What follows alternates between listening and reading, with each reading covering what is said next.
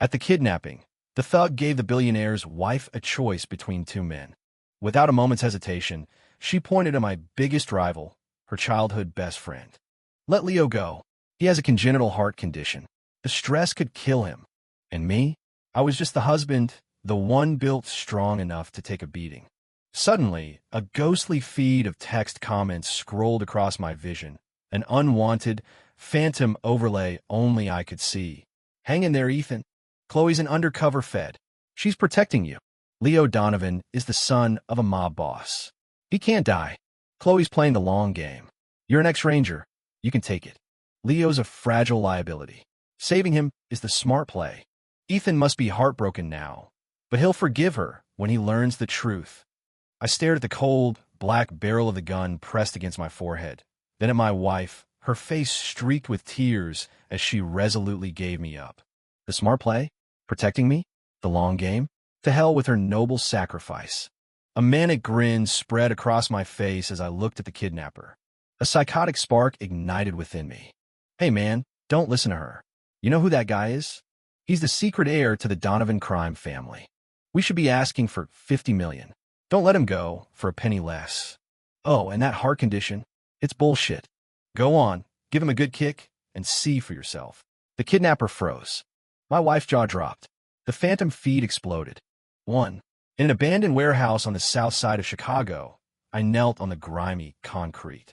Two masked thugs stood over me, the barrel of a Glock pressed firmly to my forehead.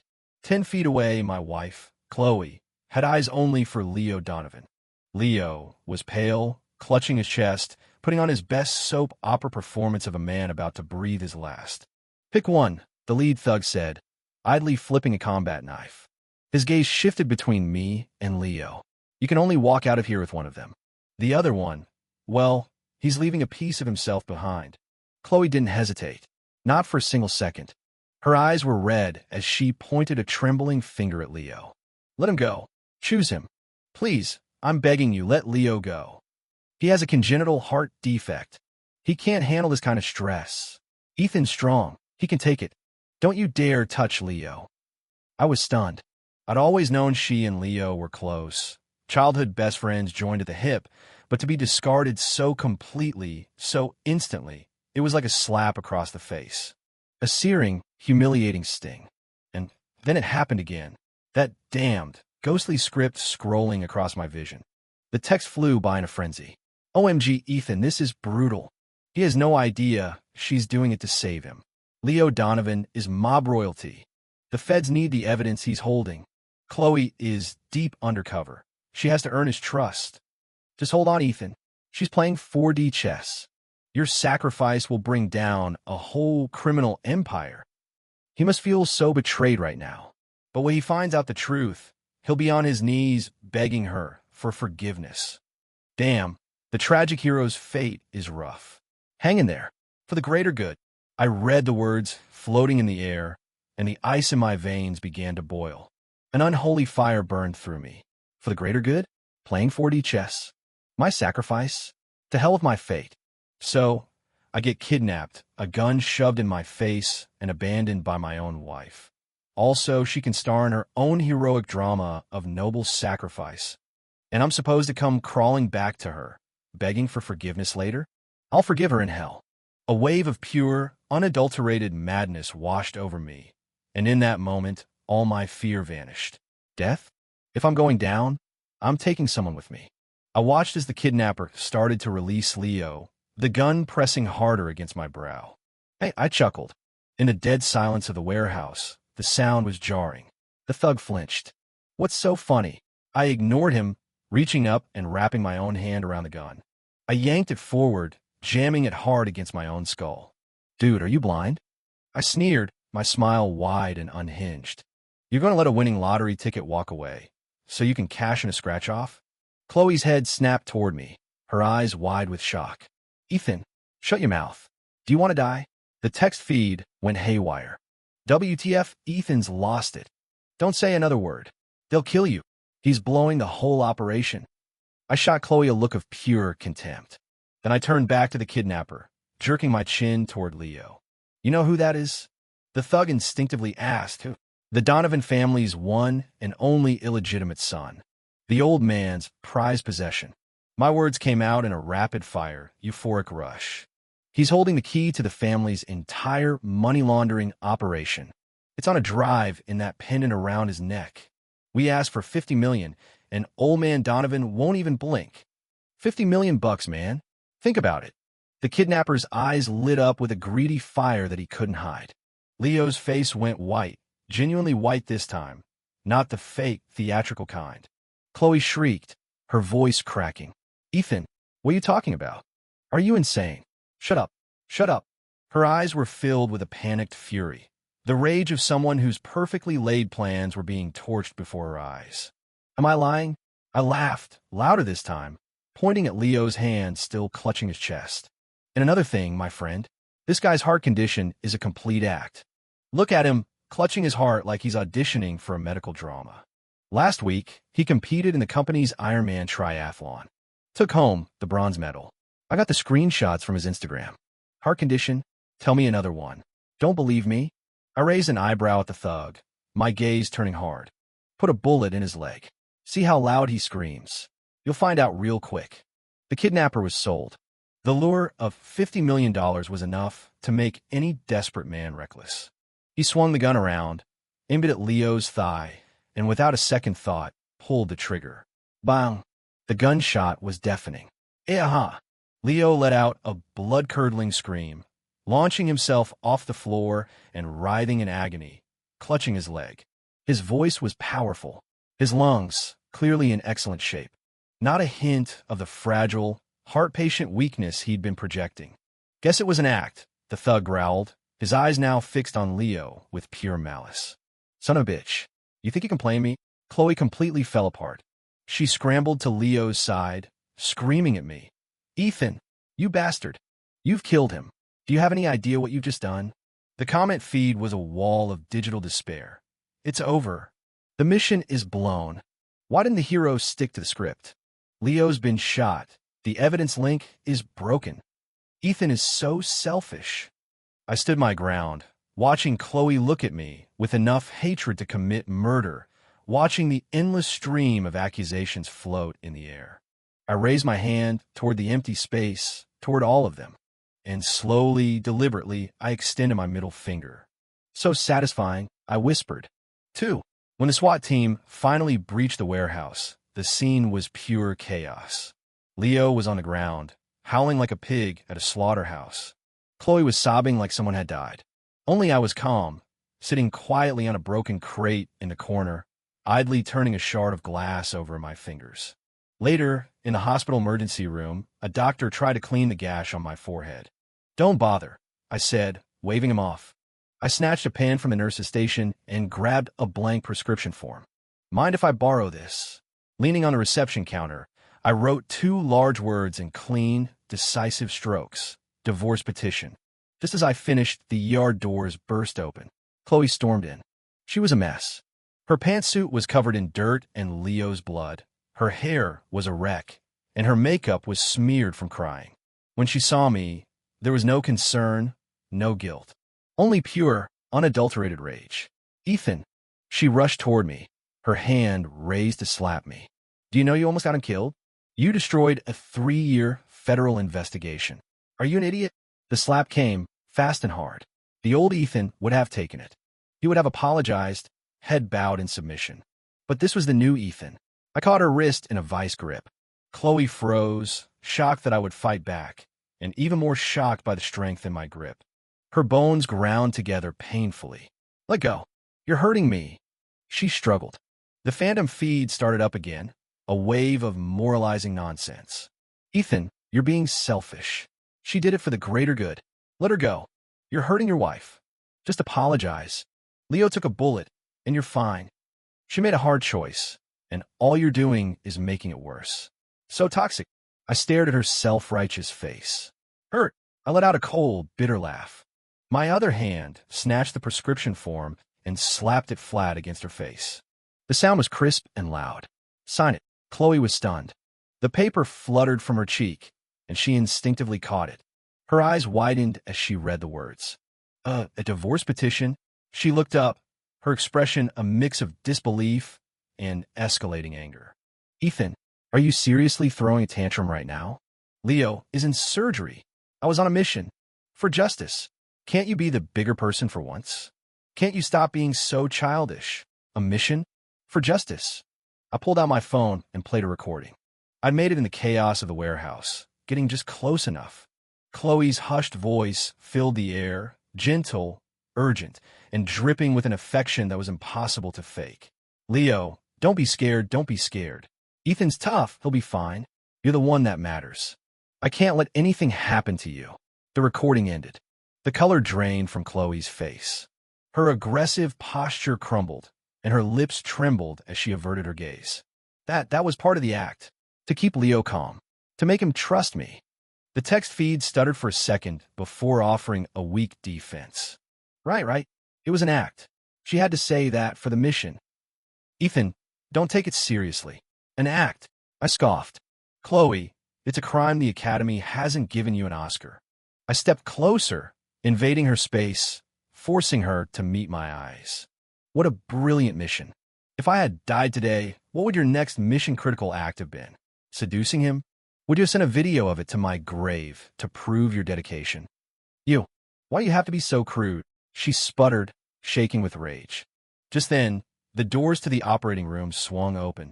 Leo was wheeled out, still groggy from the anesthesia, but conscious. He moaned weakly, Chloe, Chloe. She instinctively started toward him, but stopped after one step and glanced back at me. Her expression was complicated. I didn't look at her. I turned my back and gave a dismissive wave. Stop trying to choose. It must be exhausting. This time, I'll choose for you. Sign the papers, get the hell out of my life, and don't let the door hit you on the way out. With that, I strode out of the emergency room and didn't look back.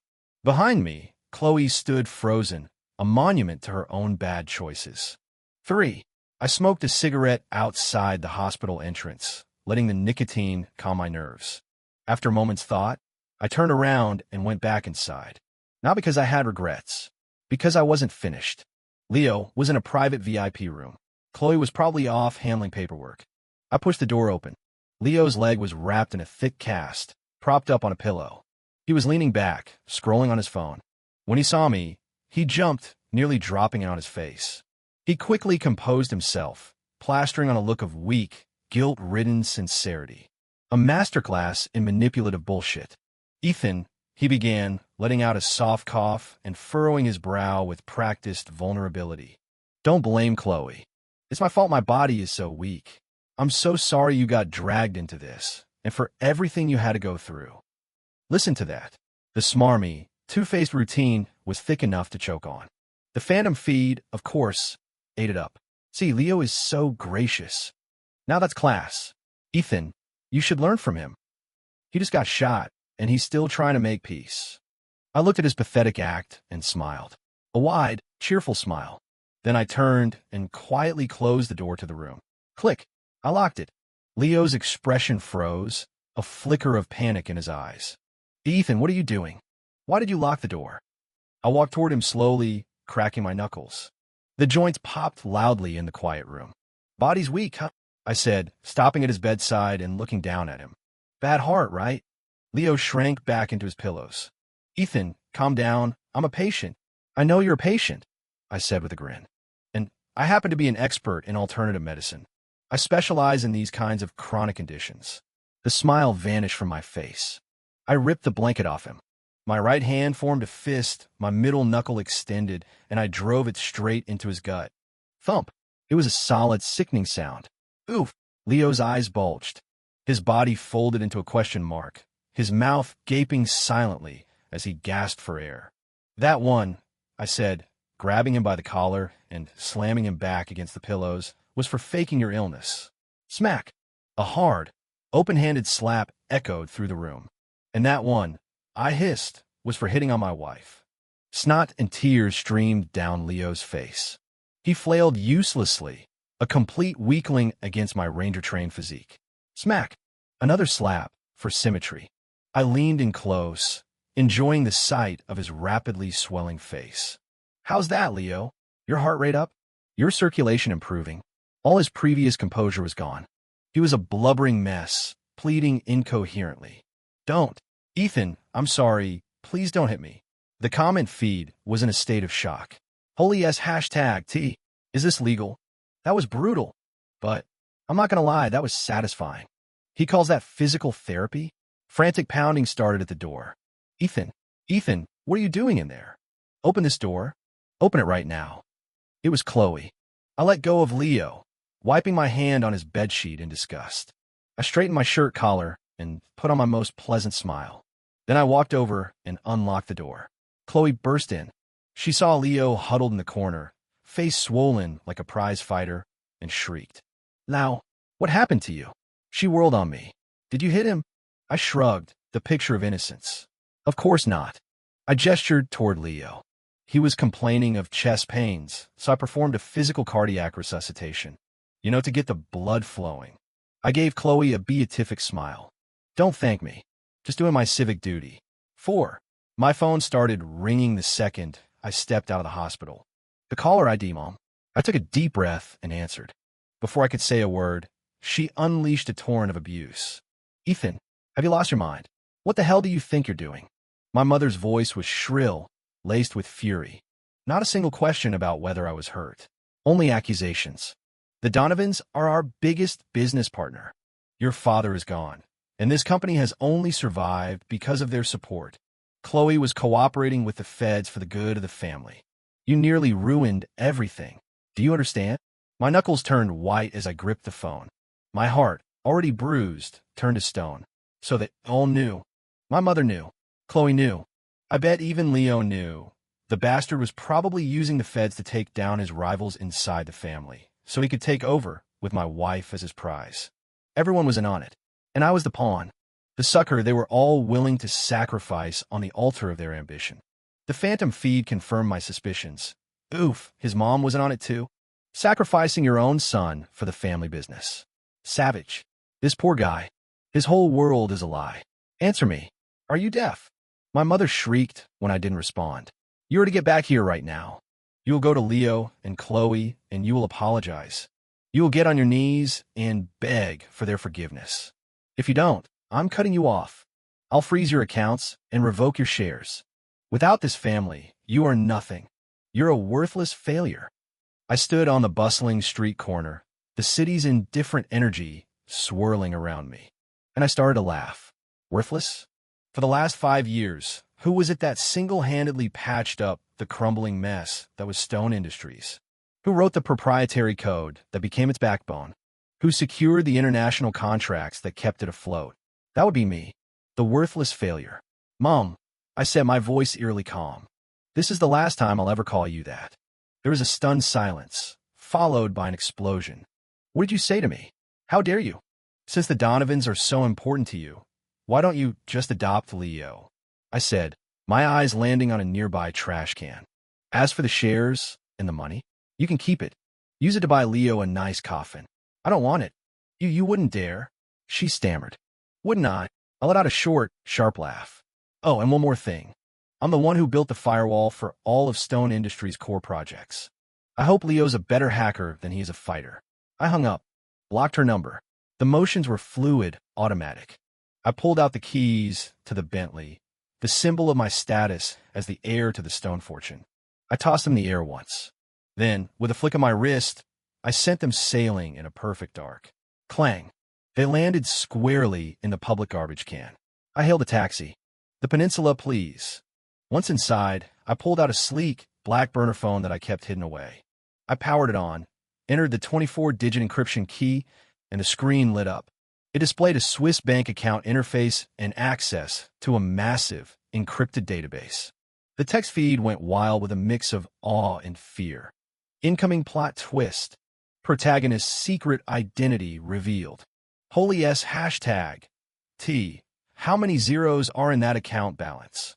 IT was Ethan propping up Stone Industries from behind the scenes. This whole time. Without him, both Stone Industries and the Donovan family are totally screwed. I looked at the number on the screen, enough to buy Stone Industries 10 times over. Then I looked at the folder labeled Pandora. Inside was every dirty deal, every backroom agreement, and every piece of irrefutable evidence of Leo's money laundering operation for the past 5 years. I had collected it to protect my family, a trump card to ensure their security. But now, my finger hovered over the enter key. You all want to play games? You want to push me? Fine. Let's all go down together. I pressed the key. Game on. 5. I changed my mind halfway to the hotel and had the taxi take me to the office instead. Some things you have to destroy with your own 2 hands. Top floor of the Stone Industries Tower. My office. I pushed the door open. Everything was as I'd left it.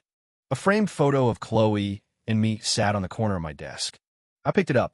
In the picture, I was smiling like an idiot. Chloe was looking somewhere just past the camera, her smile not quite reaching her eyes. Crack. I dropped the frame into the trash can. The glass shattered. I had just sat down when the office doors flew open. Chloe was there, pushing Leo in a wheelchair. His leg was in a cast, and a handprint from my slap was still visible on his cheek. He looked utterly pathetic. Several senior executives trailed behind them, craning their necks to see the drama unfold. Ethan, Chloe slammed a document down on my desk. This is a legal release. Sign it. Leo has agreed not to press charges for what you did at the hospital. Leo coughed weakly from his wheelchair. Ethan, we're all family here. I don't want to make things ugly. Just apologize, and we can put this behind us. The peanut gallery in my head was still spouting nonsense. Just sign it, Ethan. It's the smart move. Leo's being incredibly generous. This isn't the time to be stubborn. I leaned back in my chair, watching their little performance as if they were clowns in a circus. Family, I picked up the document without looking at it and fed it directly into the shredder. The machine whirred to life, turning their offer into confetti. Ethan, don't be an asshole. Chloe snapped. Your mother has already frozen your accounts. You're broke. You won't even be able to afford rent without this family. Just sign the damn thing. Who said I'm broke? I stood up and walked over to the massive presentation screen in the conference area, connecting my phone. Since everyone's here, let's watch something interesting. I tapped the screen. It lit up, not with a corporate slideshow, but with a complex web of financial transactions and several video files. The first video showed Leo in a nightclub VIP room, exchanging a briefcase with known mob enforcers, the same kind of briefcase I described in the warehouse. Next came bank statements, showing millions of dollars being funneled from Stone Industries' corporate accounts into offshore shell companies. The room erupted in gasps. The executives' faces turned ashen. Leo's face went from pale to green. He tried to stand up to stop the video, forgetting about his broken leg. He tumbled out of his wheelchair and landed on the floor with a pathetic thud. What is this? Chloe shrieked, her voice trembling. Where did you get this? This is classified evidence. You're obstructing my mission. Classified? I sneered. This is a criminal conspiracy. Chloe, was your mission to help this piece of trash bankrupt my family's company? Ignoring the chaos, I walked back to my desk and opened the master system terminal. I typed a single command, execute _corporate protocol. I wrote the core operating system for this entire company. I announced, my voice carrying over the rising panic as a deletion progress bar filled the screen. Since I'm leaving, I'll be taking my work with me. Oh, my mistake. I meant I'll be destroying it. I hit enter. Instantly, red emergency lights flashed across the entire floor. Alarm bells blared through the building. Every computer screen went black, then displayed a single, massive, red exclamation point. System offline. All data erased. My mother, having heard the commotion, arrived just in time to see the digital carnage. Her eyes rolled back in her head, and she collapsed in the doorway. Ethan, what have you done? Chloe lunged at me, her face a mask of fury. I sidestepped her easily, nudging the groveling Leo with my foot as I passed. You wanted to launder your money, right? My guess is you were planning to use the clean cash to cut ties with your mobster old man and go legit. Not a bad plan. I straightened my suit jacket, a bright smile on my face as I surveyed the beautiful destruction. Unfortunately for you, I just blew up the swimming pool. Good luck washing your cash now. With that, I walked out of the office, leaving a symphony of executives shouting, Chloe's hysterical sobs, Leo's pathetic groans, and the piercing wail of the alarms. What beautiful music it was. The phantom feed was in awe. Holy yes, hashtag T. A tech god. That was the most epic revenge move I've ever seen. Stone Industries is finished. 6. I checked into a penthouse suite at the city's only 7-star hotel. Swirling a glass of Cabernet, I watched the news explode on my tablet. Stone Industries systems suffer catastrophic failure. All operations halted. Donovan family heir implicated in massive money laundering scheme. Federal investigation underway. It was glorious. My phone buzzed incessantly. A storm of texts from Chloe, which quickly devolved from furious threats to desperate pleas. Ethan, you've gone too far. You need to restore the system now. Leo's been taken in for questioning. You're ruining everything. Please, I'm begging you. The mission is at a critical stage.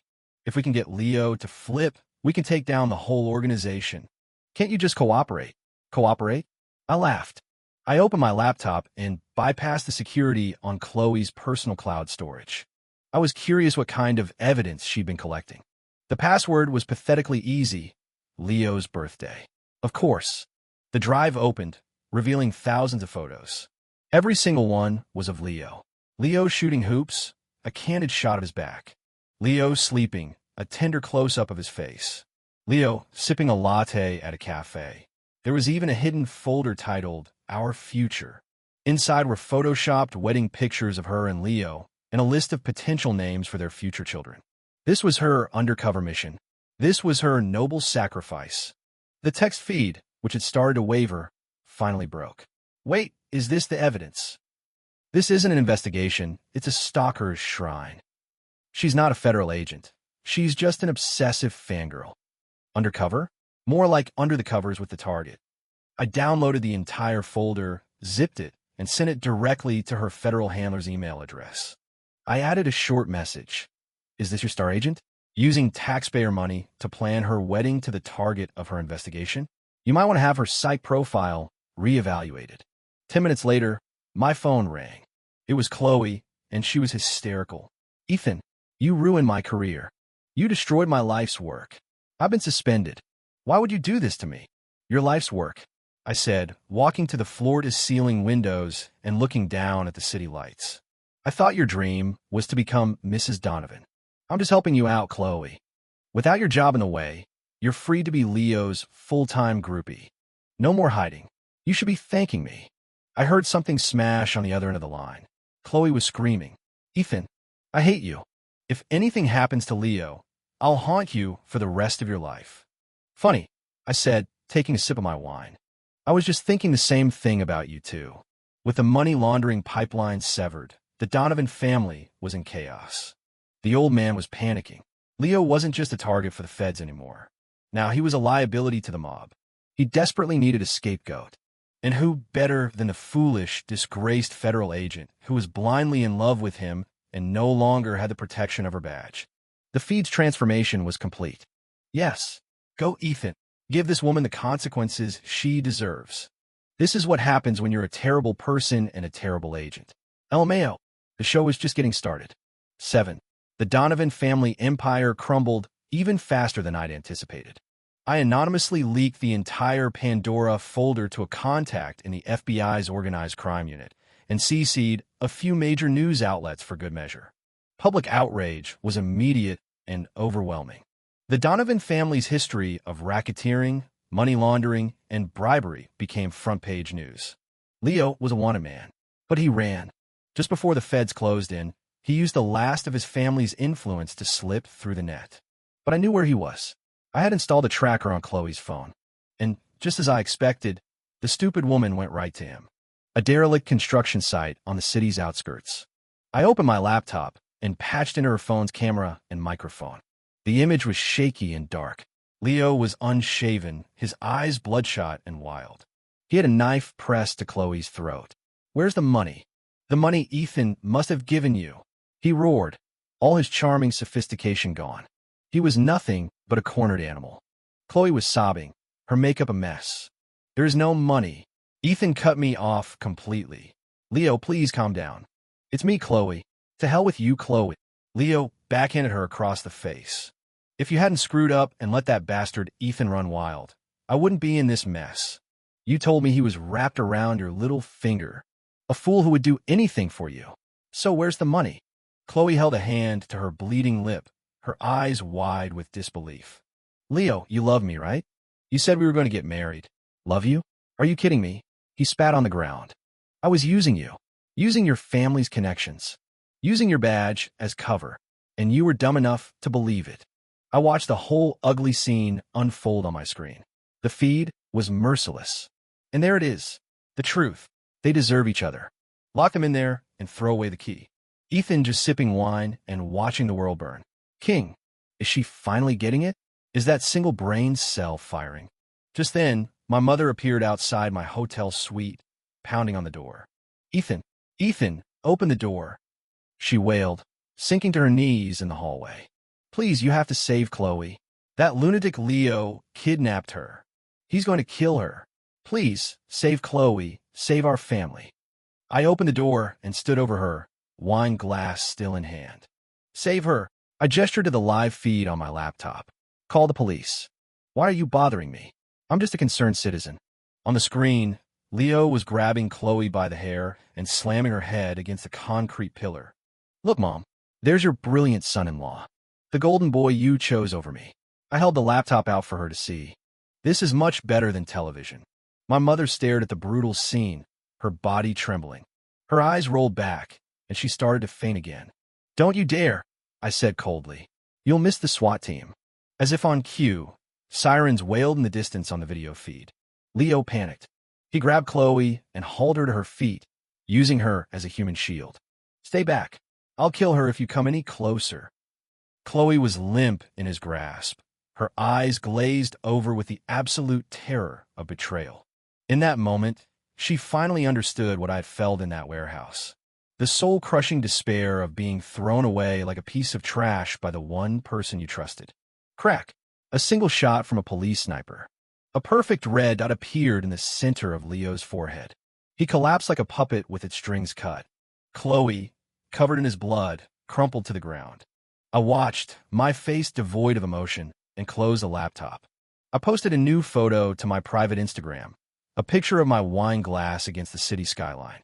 The caption, today's agenda, taking out the trash. 8. Chloe spent 2 weeks in the hospital. She avoided prosecution, but was dishonorably discharged from the force for gross misconduct and aiding a fugitive. Her reputation was destroyed. Stone Industries was liquidated in bankruptcy. The family mansion was seized, the luxury cars repossessed. I had already moved into a private beachfront villa in Malibu, spending my days fishing, investing, and enjoying the sun. Life was good, but some people have no shame. One afternoon, I was having a barbecue in my yard with my new business partner, a brilliant and beautiful woman named Alice. My head of security informed me that 2 homeless people were at the main gate, refusing to leave. I wanted to see for myself. Well, what do you know? They weren't just any homeless people. They were my esteemed ex-wife and my dear mother. Chloe was painfully thin, a faded bruise still visible on her cheekbone. Her eyes were empty. My mother's hair had gone completely white. She was hunched over, looking 10 years older than her age. The moment they saw me, their faces lit up, and they both fell to their knees on the hot pavement. Ethan, my mother sobbed pitifully. I was wrong. I was a fool. Chloe was deceived. She knows she was wrong now. She always loved you deep down. Chloe looked up, her eyes brimming with tears. Honey, Ethan, I love you. I finally realize it now that I've lost you. I was so blind. Can we get back together? Please? I promise I'll be a good wife from now on. She reached out to grab the leg of my pants. I took a step back, my expression one of pure disgust. Alice came to my side and linked her arm through mine. Honey, who are these people? She asked. I gave Alice a warm smile. Just some trash. Then I turned back to the 2 kneeling figures, my smile vanishing. Get back together? I scoffed. You mean you're looking for someone to pay off your mountain of debt? The bankruptcy had left them with nothing. They were destitute. No, it's not like that. I really love you. Chloe insisted desperately. I keep thinking about all the good times we had. I really do. Shut up. I cut her off, my voice like ice. Don't you dare insult the word love. Your love is built on my sacrifice. That isn't love. That's being a parasite. I let you leech off me before because I thought you were family. And now, I pointed to the large trash bins by the gate. As far as I'm concerned, there's no difference between you and the garbage in there. The last phantom comment flickered and died. Redemption arc denied. Don't fall for it, Ethan. This is the ending they wrote for themselves. Security, I called out. Please remove this trash from my property. Take it far away. It's ruining my appetite. 2 large guards moved in and hauled them to their feet, dragging them away like sacks of garbage. Ethan, I'm your mother. You'll pay for this. Ethan, I am sorry. Please, just give me one more chance. Their cries faded down the street. I brushed off an imaginary piece of dust from my sleeve and turned back to the party, my arm around Alice. This steak is perfect. Needs a little more salt, though. 9. A month later, I was on my private island in the Caribbean. I still got news alerts from the mainland from time to time. The Stone family name was officially worthless, buried under insurmountable debt. I heard Chloe, in a daze, walked into traffic.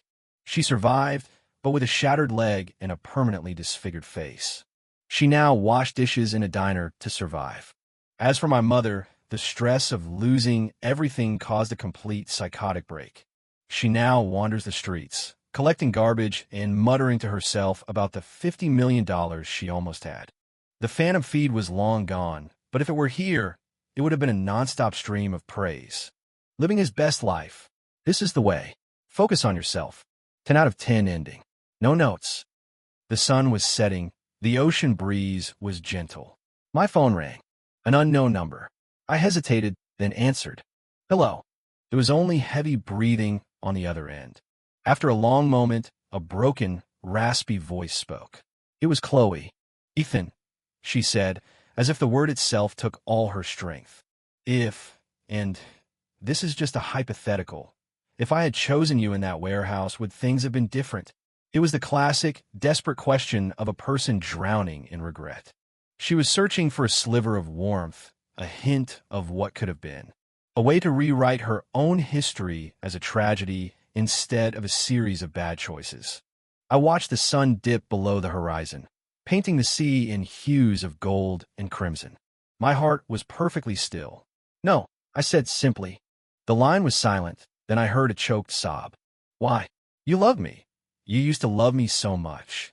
Because, I said, my voice quiet but clear, carried away by the ocean wind. The second you hesitated, the Ethan who loved you died right there on that floor. I ended the call. I popped out the SIM card and, with a flick of my thumb, sent it spinning into the vast, deep ocean. It made a tiny splash and was gone forever. The world was finally quiet. 10 years later, the Global Tech Summit. As the founder and CEO of one of the world's most disruptive new tech firms, I stood on stage, bathed in the light of 1,000 cameras. During the Q&A, a young reporter stood up. Mr. Stone, there are rumors about your past, about a dramatic falling out with your family, and a kidnapping that started your independent career. Some call you ruthless, others call you decisive. What's your perspective on what happened? The auditorium fell silent. I adjusted the microphone, looking out at the sea of faces. For a fleeting moment, I saw the dusty warehouse, the barrel of a gun, and a woman's hand pointing away from me. Then I smiled. It was the single best business transaction I ever made, I said, my voice calm and confident. In one day, I traded away all my liabilities and discovered who my real assets were. The crowd erupted in applause. Miles away, in a dark corner of a city, a white-haired old woman adjusted a blanket on the lap of a woman in a wheelchair. The woman's face was a roadmap of scars. They were both staring up at a giant public screen broadcasting the summit. The woman in the wheelchair drooled slightly, her eyes vacant, mumbling a single name over and over. Ethan, Ethan. A passerby gave them a wide berth. Ugh, it's those two again, watching the news about Mr. Stone.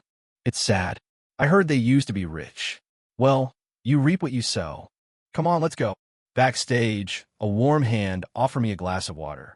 It was Alice, my partner in business and in life. The one who had stood by me, challenged me, and helped me build a new world from the ashes of the old. I took the water in her hand, my heart completely at peace. There was no lingering thrill of revenge, no trace of regret, only the quiet, profound enjoyment of my freedom. The memory of that gunshot no longer haunted my nightmares. It was a starting pistol, the signal that my old life was over and my real one could begin. They say the most important person you can learn to love is yourself. The final image in my mind was not of a warehouse, but of an island sunset. I raised my glass to the open air, to the past, and to the future. To freedom,